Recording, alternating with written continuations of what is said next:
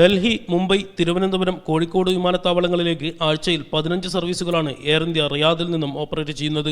കേരളത്തിലേക്ക് 5 സർവീസുകളടക്കം പുതിയ 7 സർവീസുകൾ കൂടി അനുവദിക്കണമെന്നാവശ്യപ്പെട്ട് സൗദി ജനറൽ സിവിൽ ഏവിയേഷൻ അതോറിറ്റിക്ക് കത്ത് നൽകിയിരുന്നു.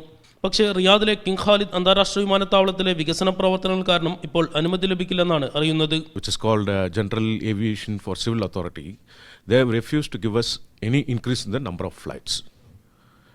And they have mentioned that we can approach them to increase the flights only when Terminal 5 is open, which is under construction now.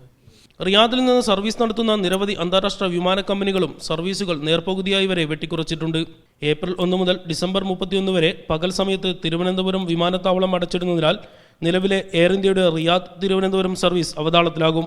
April 1 മുതലുള്ള ticket booking നിർത്തിവച്ചിരിക്കുകയാണ്.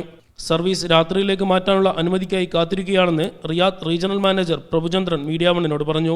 So we are having alternate option to operate from here weekly 2 days. Instead of going to Bombay, the flight will operate to Trivandrum.